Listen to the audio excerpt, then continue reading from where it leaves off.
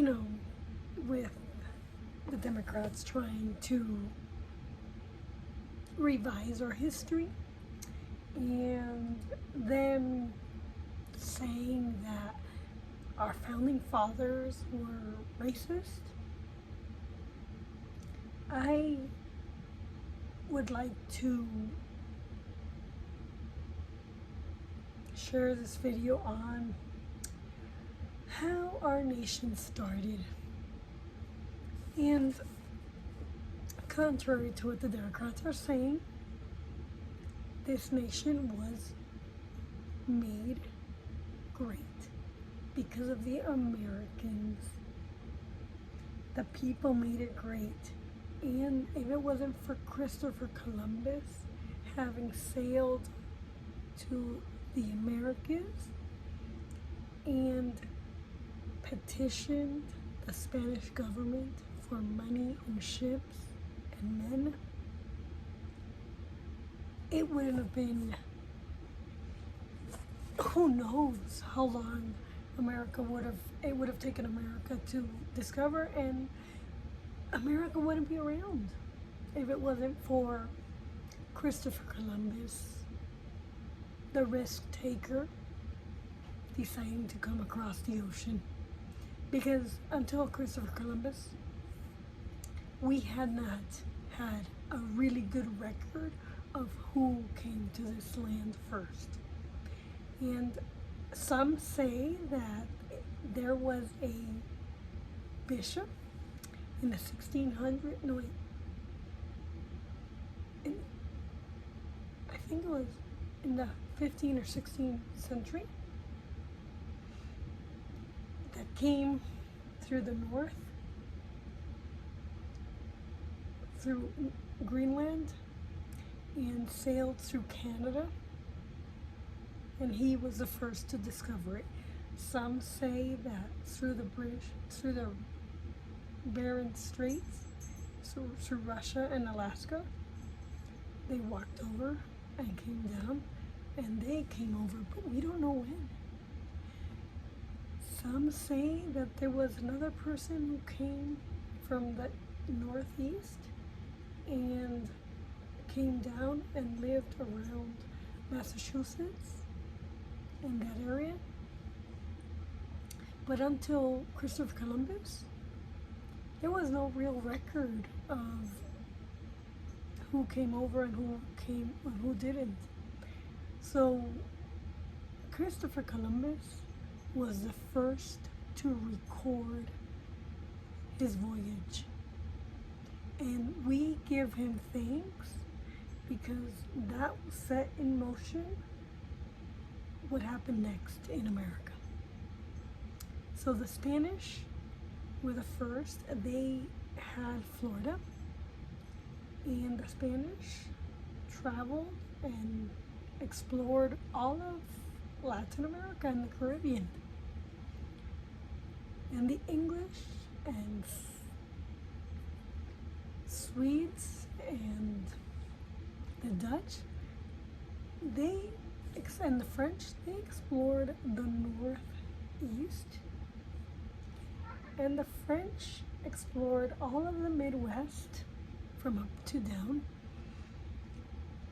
And the Spanish explored all the way up to probably Minnesota and Montana, all the way through Texas and Louisiana. So today, let's talk about how our nation started. I already told you, we live in groups. My ancestors were Spanish, Cuban. And when we live in groups, we must have authority, purpose, and organization. We must work together in groups. We must follow rules which the members of each group have approved as wise. The authority and purpose of our federal government are written in the Constitution of the United States. The principles of our government are found in the Constitution. We cannot understand our government unless we know the history and meaning of this principle. And this is what we're fighting today in our schools. The purpose of our schools, of our education, was to make our citizens good.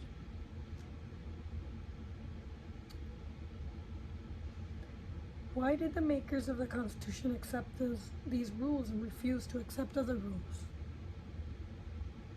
So we're going to study this today. And you could comment below and let me know what you think. So why did the colonists come to America? Why? The Spanish came because, they were opportunists and they wanted to discover gold and they wanted to discover new land. But the colonists, many colonists were started in America, colonies, but some of them did not last. Most of the colonists had come from England, most from Spain and France. But England colonies were in the 13 original colonies, which became states. The king was the ruler.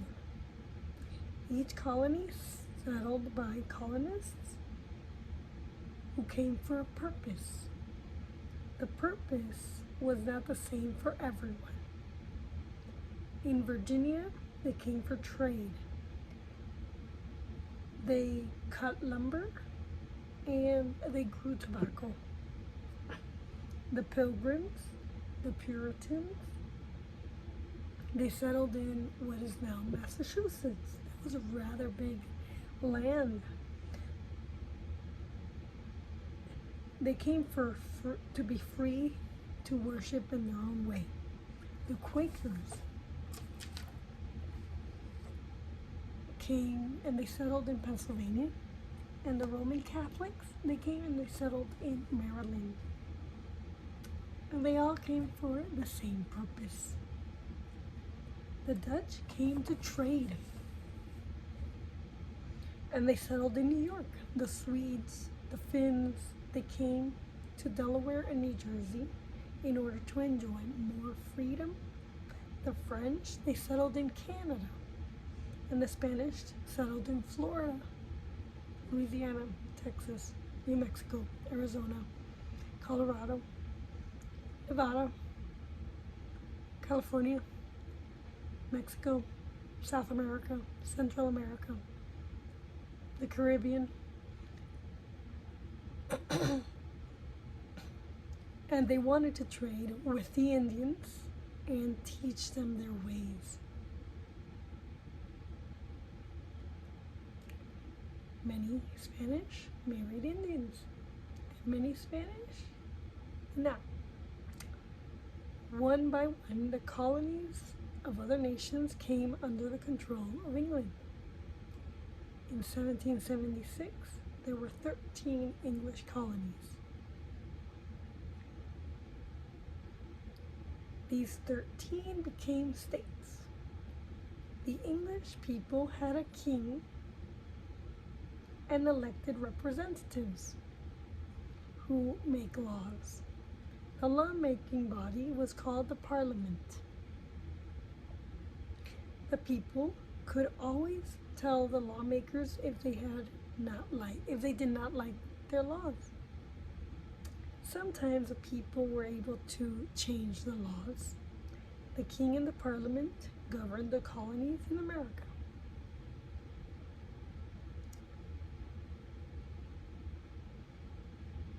The king let the colonies elect representatives to make some local laws, but sent governors to most of the colonies to carry out the laws of England, and they collected the king's taxes on goods that the colonists brought from other countries. The colonists were free in many ways. For more than 100 years, they did not say very much against the king and his parliament. In 1754, there was some changes. A war began, and the English colonies and the French. A war began between the English and the French. And it was not until 1756 that England and France actually declared, each with their Indian allies, to help their mother countries. Declared a war. So the English and French declared a war, sorry. And the war was called the French and Indian War. The English soldiers and the colonists put up a good fight, and England won the war. A peace treaty was signed in 1763, and England received Canada. The French colonists in Canada then became subjects of England.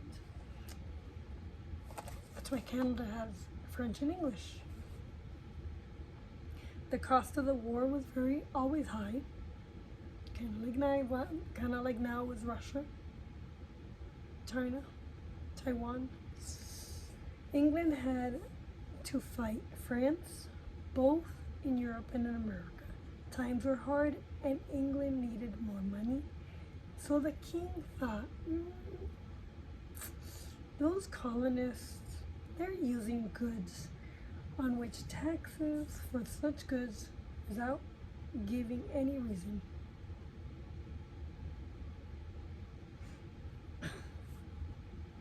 So the king had thought that no taxes were being paid, and the king wanted to enforce that. So that was a start. So the colonists, they were not very pleased.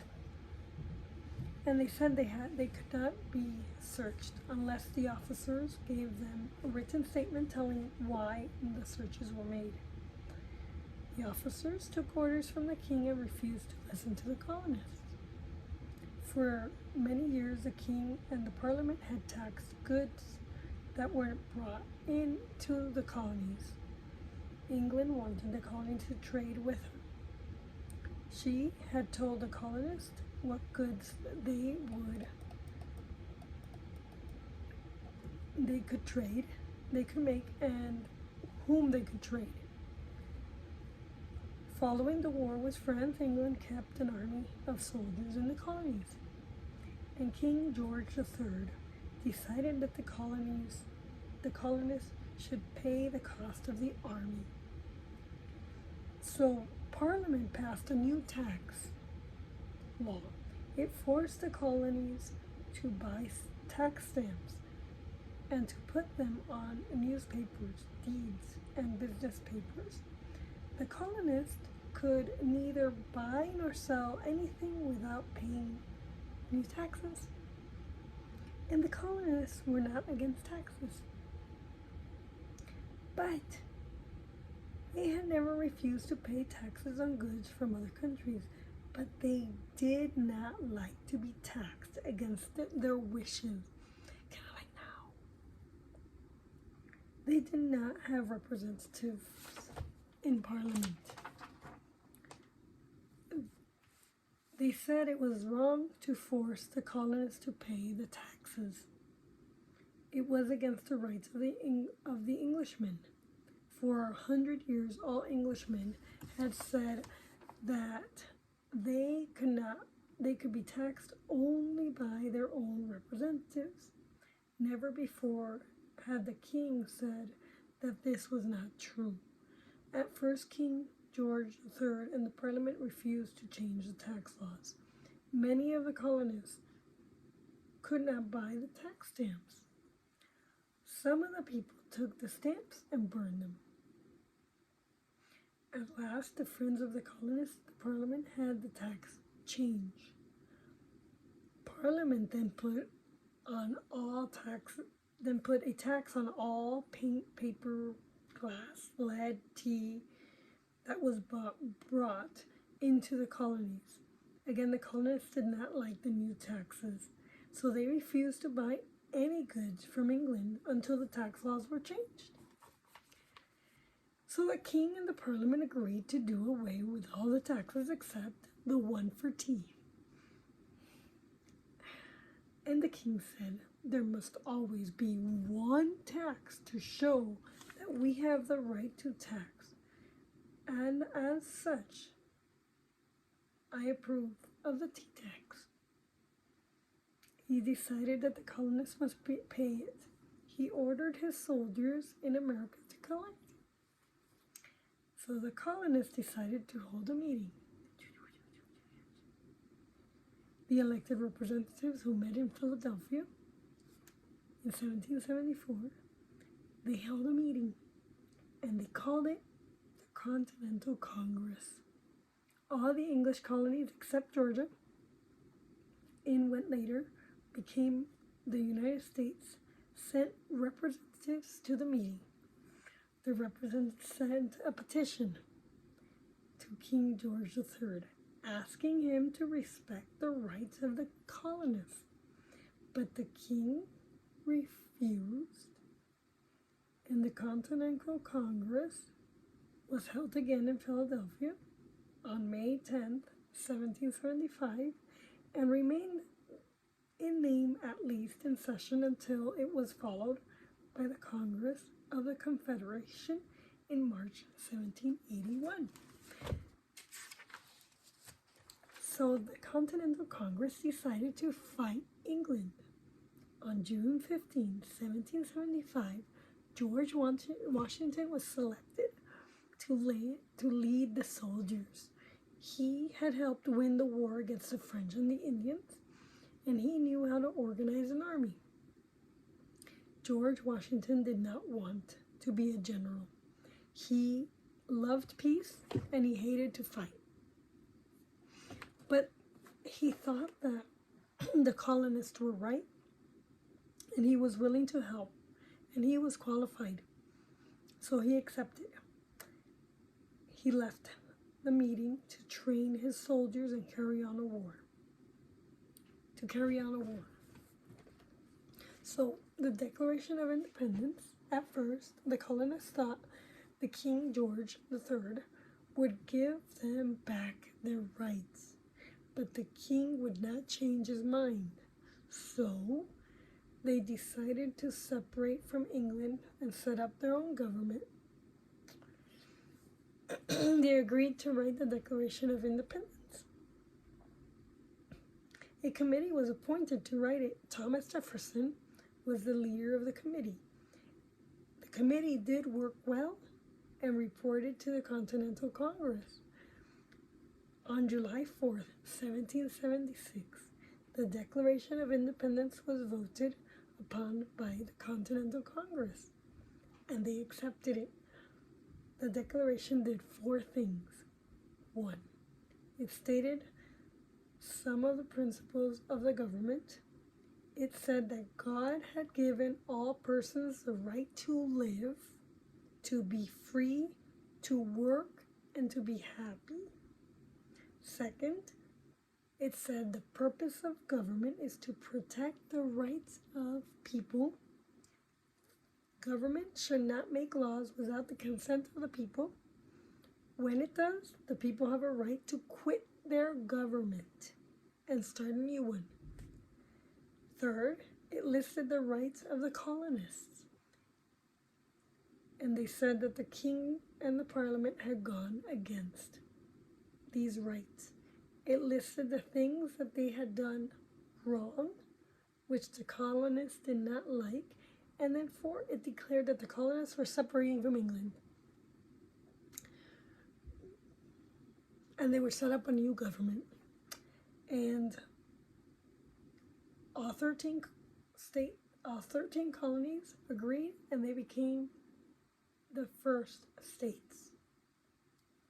So then the war happened. The king was not pleased.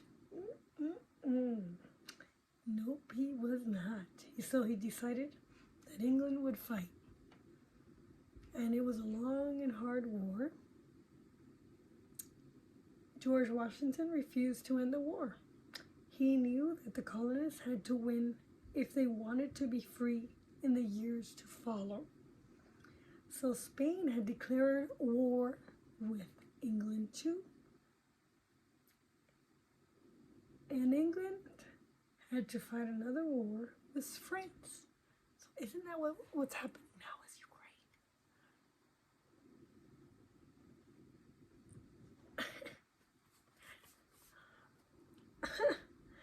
Ukraine? Okay, so England had trouble at home, and soon after they decided to fight the colonies.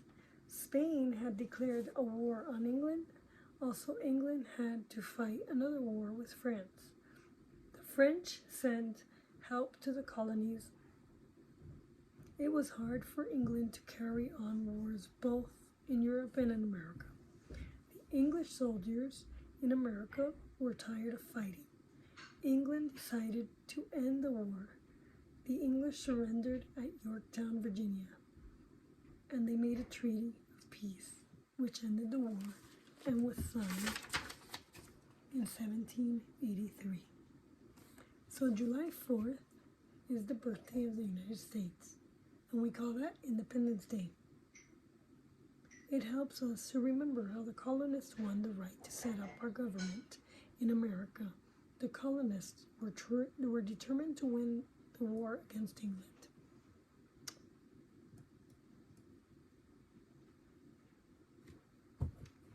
Thank you very much. Like and subscribe, and I hope you like this video. Let me know what you would like to see and how I should change for future videos. Thank you very much. I look forward to serving you, and hopefully if you need any mediation, please let me know, and I look forward to helping you be a third-party neutral and helping you communicate better.